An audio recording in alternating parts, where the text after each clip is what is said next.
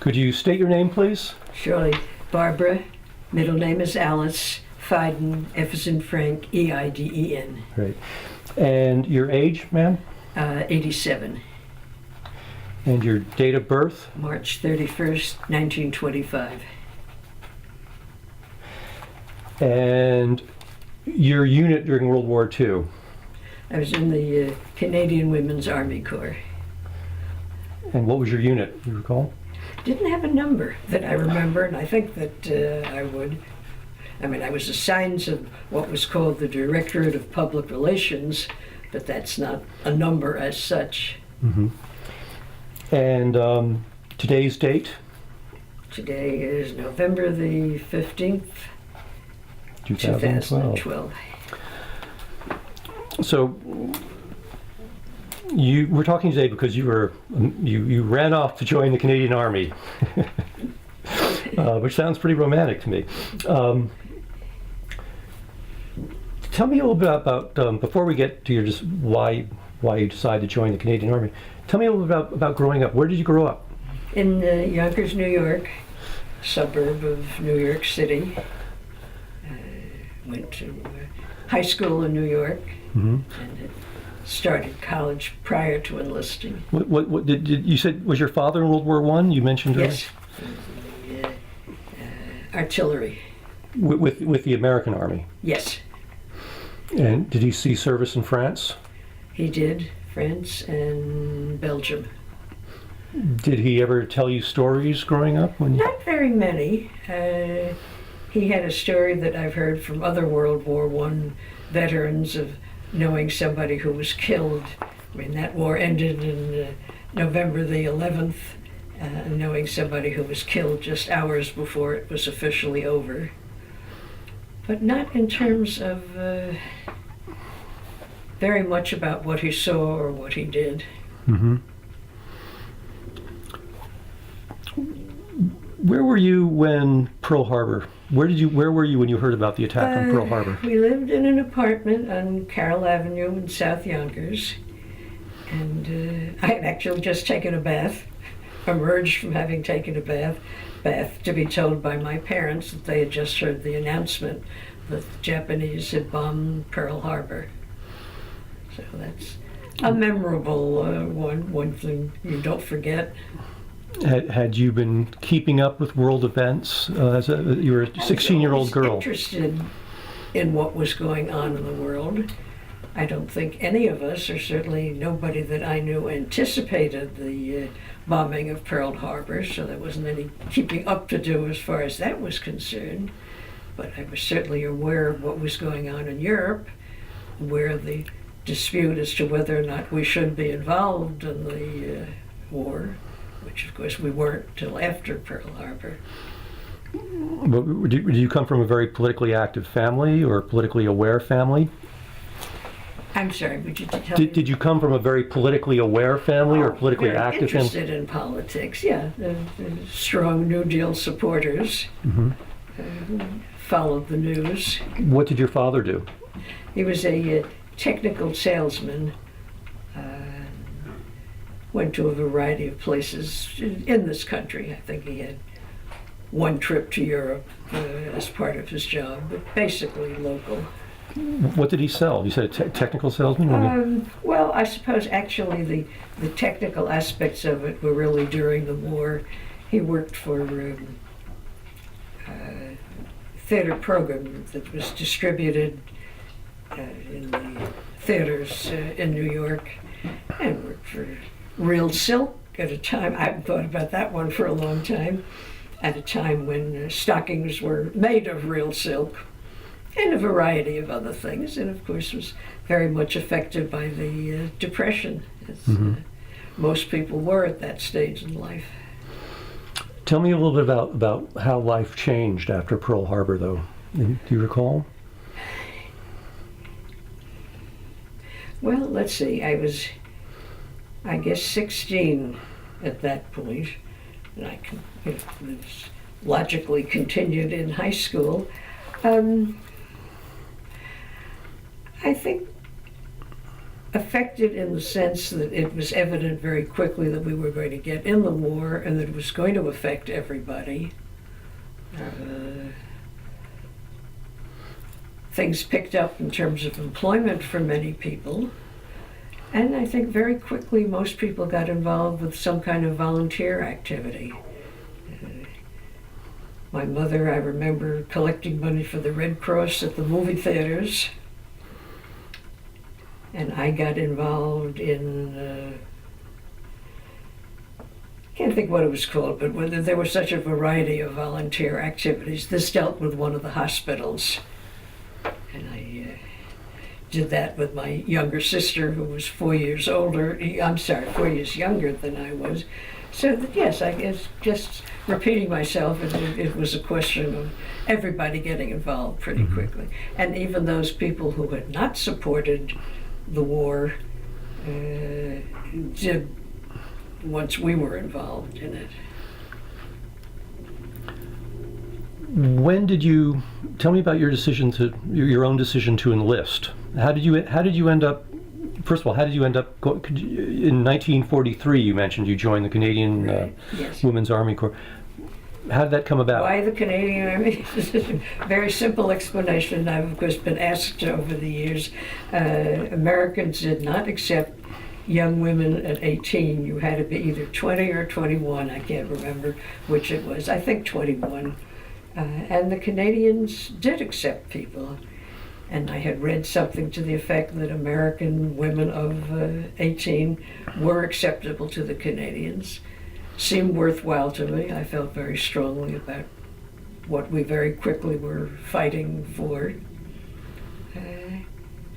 And I, wrote to whoever was appropriate in Canada, said that I was interested, was told to come up, and they would be glad to interview me. What did your examine me? I had to take a physical at that point. What did your parents think about your I idea? didn't think very much of the idea. I think parents of people that age didn't try to dissuade me. Became convinced relatively quickly that they weren't going to get me to change my mind. What did you tell them?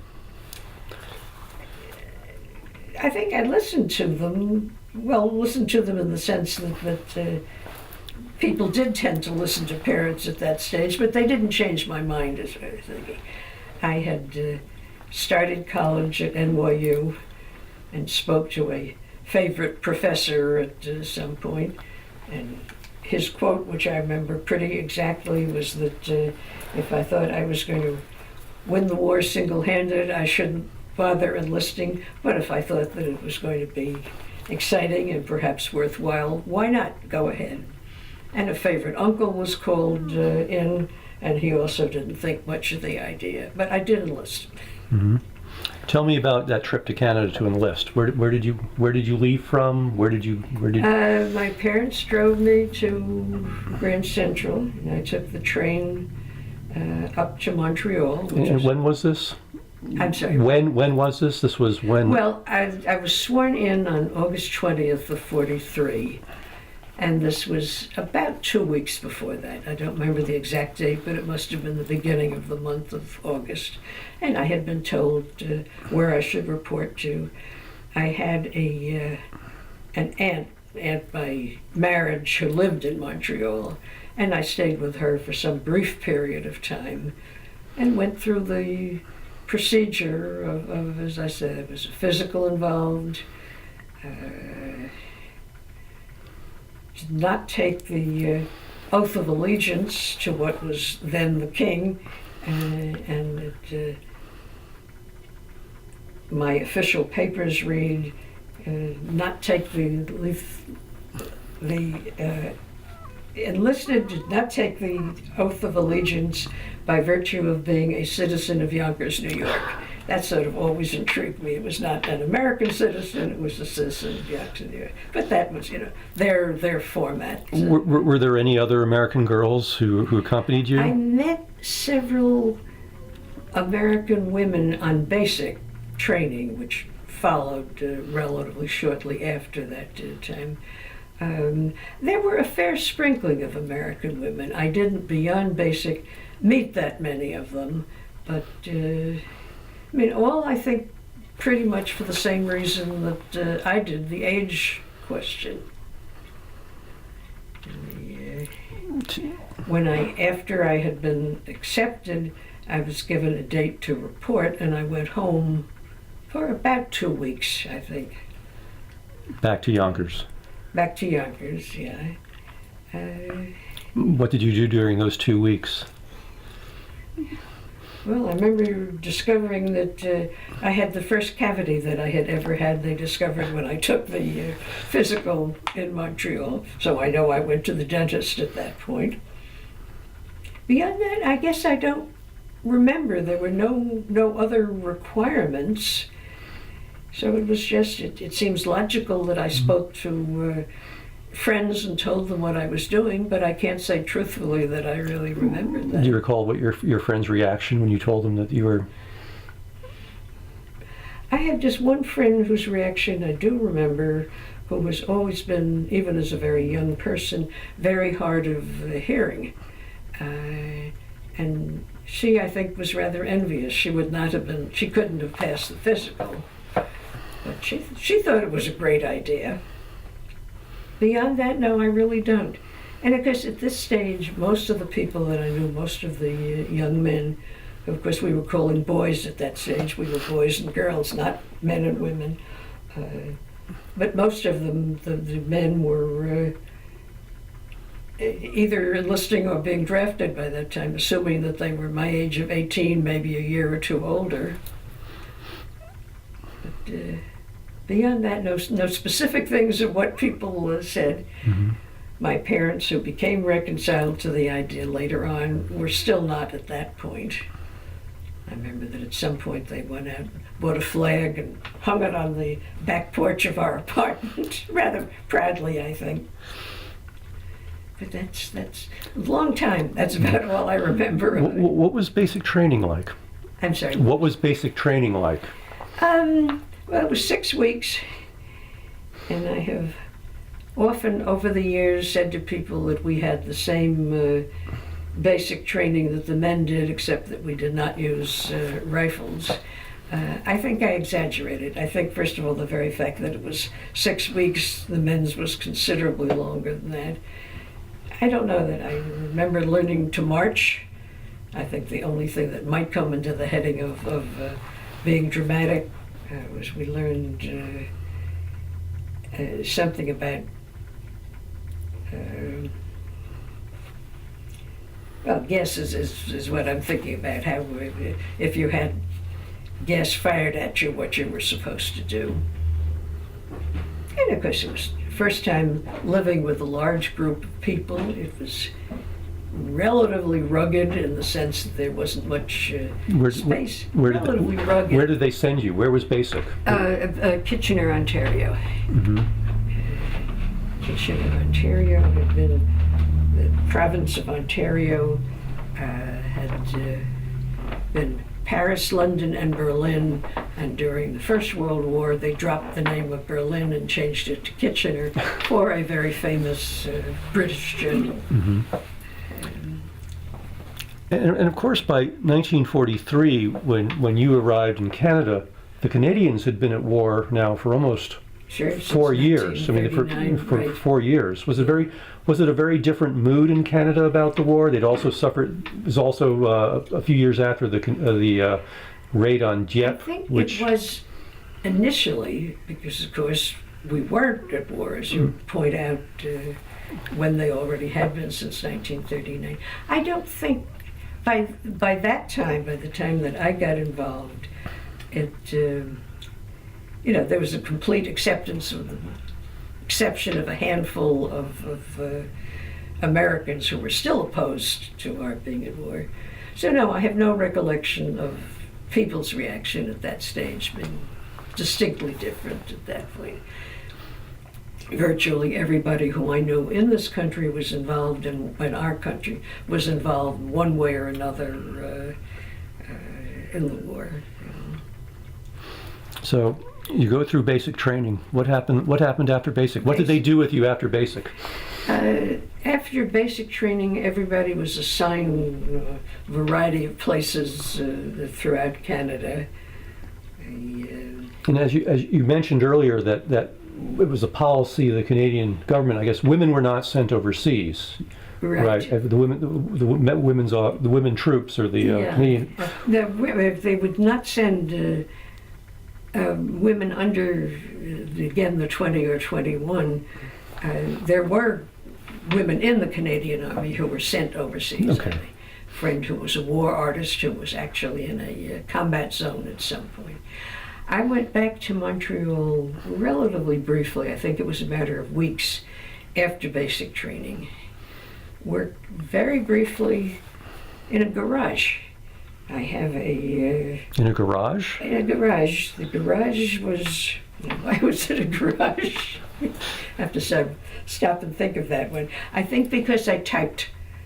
I had some kind of a clerical job. This was just a matter of weeks that we're talking about.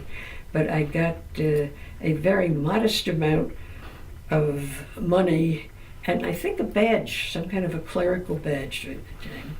But I had gotten to know people who were in the public relations department, and I was a prospective writer. I was going to be majoring in English and civilian life. So I was relatively quickly reassigned from this garage with the clerical work. I would bet my husband doesn't remember that because I don't think I think of that particular aspect very frequently. And I stayed in Montreal, gotten by that time to be, let's say, the end of September, to the Department of Public Relations in Montreal, where I stayed until roughly after Christmas time. Christmas of 44 or Christmas of 43? 43. It was through the end of 43. And we had relatively easy to get a few weeks leave because the French Canadians really celebrated New Year's more than they celebrated Christmas. So those people who wanted to celebrate Christmas were relatively easily given leave. Anyway, so I stayed in Montreal, took leave at home, and I don't remember. So what exactly were you doing as a public relations public person? Relations in Montreal during those first few weeks, because it was relatively new that there were women scattered throughout the country. I was really writing about what the women did, where they came from. I had a friend from Jamaica, and I got interested in what she was going to be doing. At a later stage, I stayed with public relations, although not in Montreal at some point. And we were writing about the men quite as much, maybe even more so than we were about the women. We did a lot of writing for hometown newspapers. Your son or some of the daughters is now assigned, to where and what he or she was doing. And unfortunately, of course, in time we were writing obituary notifications, again for hometown newspapers. Tell me about that. How'd that come about? Or I mean, what did that consist of? You'd get. It really was a almost a form. To person came from wherever it happened to have been. It may have been British Columbia, Ontario. There were 9 Canadian provinces. Yeah, I think it was 9 Canadian provinces then. Just informing them that. Your son, and it was the man, who was in combat in such and such a place, has been killed, and reporting on the parents or the siblings or whatever. Now these were stories for the local paper, or these actual letters for the next of kin that you were doing? For the newspapers. I don't. Okay. I have no recollection of writing to families. That must have been rather odd for a 18 or 19-year-old woman all of a sudden to be facing the thought of confronting mortality. Yeah. It sounds logical. I don't know that I remember that, but thinking about it now, and of course they all, even though older than I was for the most part, all tended to be very young. So yeah, it was disturbing. Anyway, so I stayed in Montreal, as I say, through about Christmas time, went on leave, and when I came back I was transferred to Ottawa, Canadian capital, and that's basically where I stayed through the 2 years and a brief amount of time beyond that. Also in public relations. Worthwhile. I mean, I had, in time everybody gets lonesome and homesick and wondered to do the right thing, but I think I always felt that I had. It was a very good experience. I mean, Was it a great adventure for you? Did you think of it at the time as being some sort of great adventure? I don't think I did think of it as a great adventure. I think it was, and I certainly over the years that followed thought that I got a great deal out of it, along with whatever modest things I contributed. At least, let's say, I don't remember thinking of it as an adventure. It seems logical that I did. I mean, it was. Were you during this time that you were in Ottawa or in Montreal, for that matter? Were you living in a barracks with other women? Or? Lived in barracks exclusively in Montreal. Lived in a barracks most of the time that I was in Ottawa, and then got permission to, I can't think of the phrase unfortunately, but live out of barracks. Got a certain amount of money. I was in effect paying rent. What was your rank? I never got beyond being a private. Well, I mean, what was it like though? I mean, you were living in a barracks with all these other women. Previously, you'd lived in a nice little You'd lived in an apartment in Yonkers, New York, with your immediate family. Well, that must have been quite a change. At 18 and doing something that you think is worthwhile, I think I just accepted it.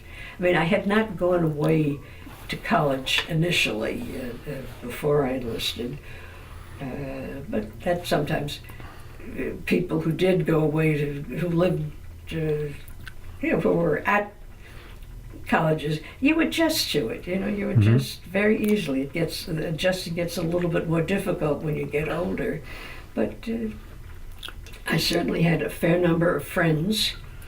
I liked the people that I got to know. Did some traveling. I mean, from Ottawa, I went to Halifax. And Halifax, I saw the first troop ship with wounded servicemen that I had ever seen. And in Ottawa, the first train. Again, it was wounded servicemen, but in Ottawa it was train, and in Halifax, which was a port. Tell me a little bit more about that experience. Can you? Yeah, those two, along with a lot of things that I did that were much pleasanter, I remember rather vividly. Odd things that you remember. I had my first cup of coffee greeting the troop train that came in, and I assume that was emotional. They were, and particularly when the ship came in Halifax, these were very badly wounded people. So that we greeted them. I wrote an article about them. Oh, and one of the things, if it sort of fits in with the story of what did I do during the public relations time, it also happened to deal with Halifax, but it wasn't the troop ship. It was assigned to go to Halifax with a photographer. The photographer was a second lieutenant, which we called lieutenant at that point. And as is the way with the Army, the second lieutenant got the bottom bunk because he was, after all, an officer, and I got the upper bunk because I was and remained just a private. And we also, staying in Halifax for a while, he, the same officer, we went to a hotel somewhere, and I went to the Y. I mean, in the long run, it didn't really matter. I think I resented that a little bit at the time. But again, it's one of the things that I don't know that I remember that clearly. But I guess it's part of my reason for feeling that that it was a worthwhile experience. because I didn't then see Halifax for many years there afterward until I went there with the family and found that I remembered it much more clearly than I would have thought that I did.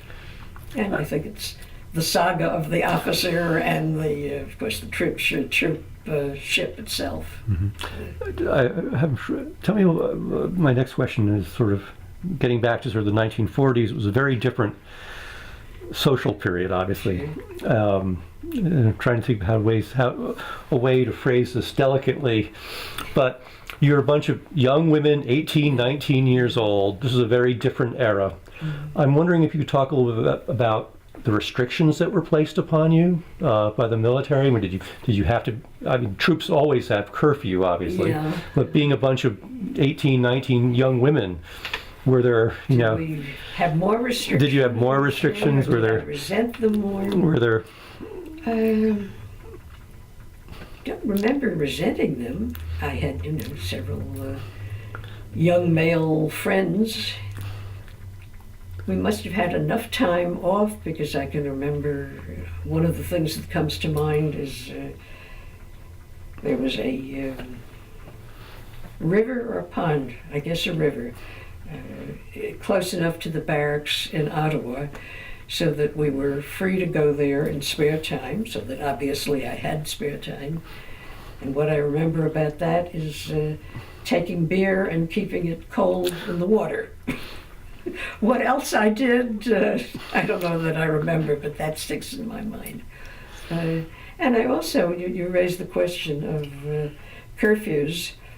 We certainly had a curfew in barracks. I have no recollection of during the few months that I lived outside of barracks of whether we had a curfew. It would have been very hard to enforce.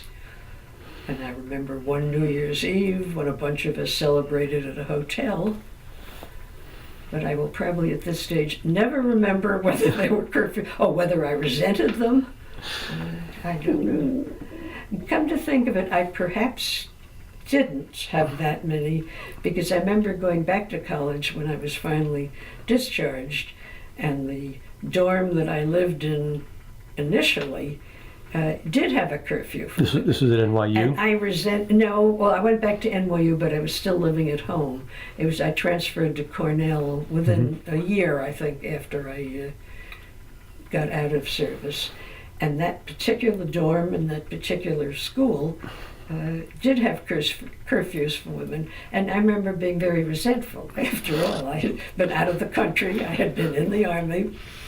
And I guess, as I think of it, perhaps we didn't have much in the way of curfews, because I, as I say, resented the Cornell dorm. When did you know? When did you realize that the Allies were going to win the war? Was there a moment when you thought, "My God, this is the turning point," or it looks like we're going to win? It's just a matter of time. Certainly, the news got better. Certainly, the fact of the Second Front and the fact of the Russians who took so much of the people, such a large percentage of the people who were killed. I don't remember a specific date. I suppose I must have had it, because certainly the... Do you remember where you were when you heard about D-Day in 1944, about the invasion of Normandy? No, I mean, I would have been stationed in Ottawa, and because I was in public relations, we had, access to a lot of news. We had news that came in, nothing comparable to computers and the news that we get these days. But where, as I, you asked me where in terms of Pearl Harbor, which I remember very tangibly. I don't remember anything like that for D-Day. How about VE? What I do remember, and this is a little later than what you're talking about, of course, is Roosevelt's death right after VE Day.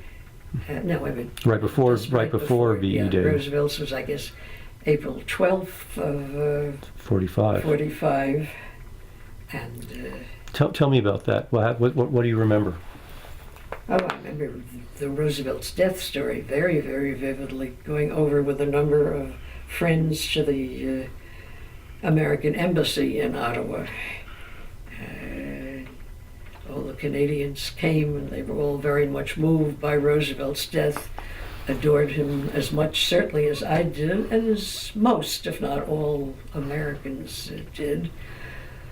And a Canadian friend who I had met in Ottawa gave me a poetry book, I think, marked for April 12th, 1945, of course. And he was, I mean, for all intents and purposes, he was the only president you'd ever known. It must have been, Yeah. it must have been quite And a shock. was just too young to ever vote for him, which has always been a regret, because at that point I wasn't yet of voting age here.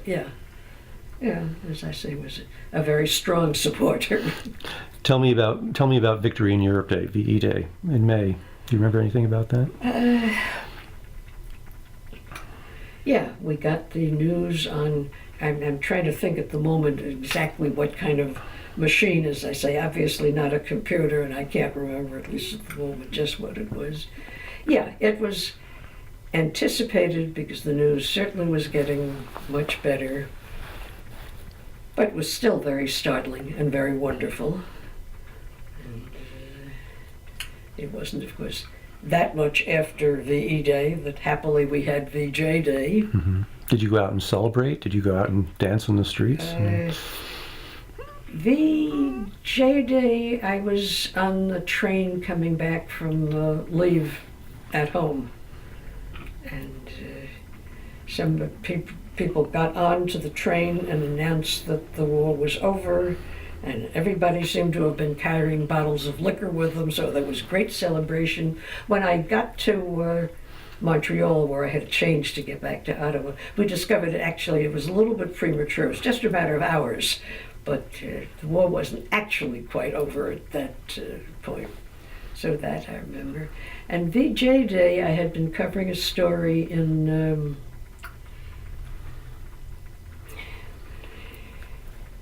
it was another barracks elsewhere. It wasn't in Ottawa, and we did get the news very promptly there.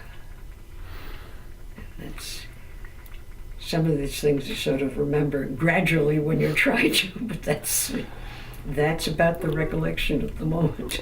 How about and you separated, you were demobilized soon after. Tell me about that. Well, by that time, particularly once the war was actually over, everybody was very anxious to get out. Suddenly, no matter how well things had gone, no matter how well you felt that you had done a at least reasonably good job.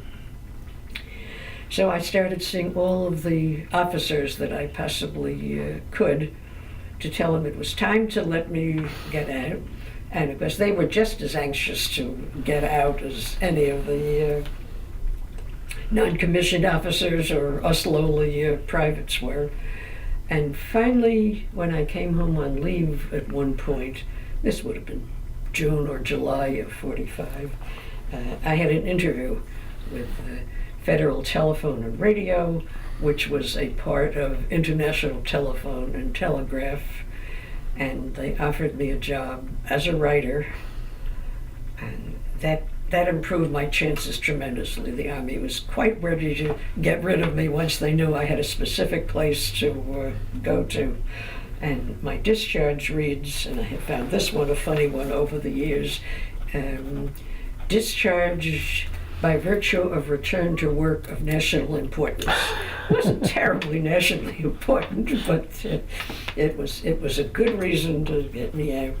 And then I was transferred back to Montreal, again briefly, and was discharged on September 20th. Mm-hmm. Was it easy returning to civilian life? Yeah, as I say, I went back, I took this job, worked in the Wall Street area in New York, started back at college at night, and within about 6 months, I quit the job and went back to college full-time and stayed at NYU working part-time and going to school until I transferred to Cornell, I guess the following September, which would have been September of 46. Mm-hmm. Did you get I was ready for it. did you get any benefits? I mean, any veterans benefits? The only thing, but it's a very major thing, was the GI Bill was made reciprocal, so that my tuition both at NYU and then at Cornell were paid for under the American GI Oh, Bill. by dint of your service and with the the Canadian. Canadians, because there were a fair number of Canadians in the American, I mean, there were always Canadians who lived in this country and vice versa. For whatever reason, there were, as I say, Canadians in the American. Anyway, they did get the Canadian equivalent of the GI Bill. Nothing else. I mean, there were a lot of other benefits that Americans got that were Canada. This was always a wealthier country than Canada was, so that I don't think. Anyways, I say as far as I was concerned, it was the GI Bill, which was great, because not only was finances very important to my family, which never had a great deal of money, but I met my husband at Cornell, and I would not have gone there. I probably would have stayed at NYU and graduated from there eventually. So, yes, I did benefit by all that arrangement. How do you think? Question I ask everybody. I interview for this project. How do you think World War II changed the country? Well, we got credit from all of the England and the European countries for having made the victory possible.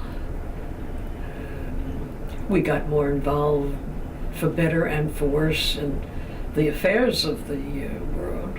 And of course, just so many Americans who traveled because they were, in service, who saw more of the world than they would have any other way.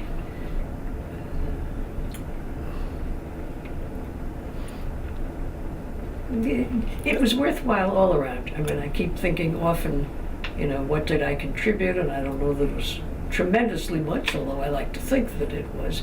But I certainly gained a great deal by it. How did the war change you? Yeah, it's an interesting question. Did it change me?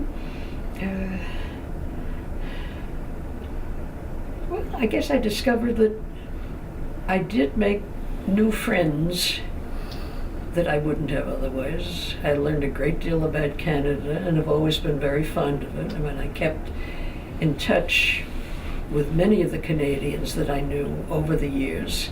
Unfortunately, because they were my age and older, many of them have been either ill or died, in the years.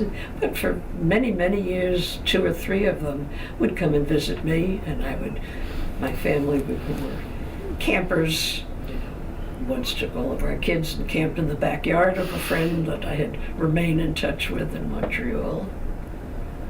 How much of that is changing me? I feel part of the changes were just that I was a little bit more than 2 years older, and there would have been inevitable changes. It didn't change my interest in what I wanted to do. I'd been interested in writing before, and since I was fortunate in being able to be a writer basically during the time I was in service, when I went back to NYU, it would still have been as an English major, but when I then transferred to Cornell, it was because labor relations appealed to me. So that was a change of sorts.